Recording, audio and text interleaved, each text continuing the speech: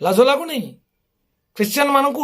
ଆରେ ତୁମକୁ ଯଦି ଖ୍ରୀଷ୍ଟିଆନ ମାନଙ୍କୁ ଏତେ ତୁମର ବିରୋଧ, ଏତେ ଯଦି ତୁମକୁ ଘୃଣା, ତମେ ଖ୍ରୀଷ୍ଟିଆନ ମାନେ ତିଆରି କଲା ଜିନିଷ ୟୁଜ୍ କର ମ। ତମେ ତାଳପତ୍ର ତିଆରି ଘର ରହୁନ କ'ଣ ପାଇଁ? ତମେ ରଥ ତିଆରି କରି ବୁଲୁନ କ'ଣ ପାଇଁ? ତମେ କାରରେ କାହିଁକି ବୁଲୁଛ? ତମେ କାଗଜ କଲମ ୟୁଜ୍ କ'ଣ ପାଇଁ କରୁଛ? ତମେ ତାଳପତ୍ରରେ ଖଦି ଖଦିକି ଲେଖିଲ ନାହିଁ? ତମେ ଡ୍ରେସ୍ କାହିଁକି ପିନ୍ଧୁଛ? ତମେ ବାଘ ଛାଲ ପିନ୍ଧିକି ବୁଲୁନ? ତମେ ବୁଟ୍ ସୁଟ୍ କାହିଁକି ପିନ୍ଧୁଛ? ତମେ କଠଉ ପିନ୍ଧିକି ବୁଲୁନ? କମ୍ପ୍ୟୁଟର କାହିଁକି ୟୁଜ୍ କରୁଛ? କମ୍ପ୍ୟୁଟର ତମର ବାପାଟା କିରେ? କିଏ ତିଆରି କରିଛି?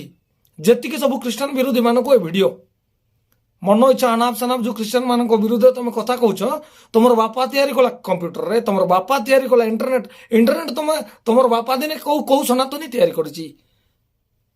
ହଁ, ବଞ୍ଚିପାରିବ? ଗୋଟେ ମିନିଟ୍ ନିଶ୍ୱାସ ନେଇପାରିବ ବିନା ଖ୍ରୀଷ୍ଟିଆନରେ? ଲାଜ ଲାଗୁନି? ଅନାପ ସନାପ କଥା କହୁଛ। ଆରେ ତମର ଦେବାଦେବୀ ମାନଙ୍କର ଗୁଣ ସବୁ ଏକ୍ସପ୍ଲେନ୍ କରୁନ? ତମର କାନ ଫାଟିଯିବ।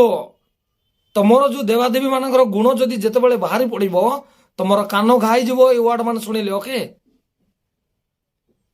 ନା ମୂଳ ଅଛି ନା ମାନେ ଶେଷ ଅଛି କ'ଣ?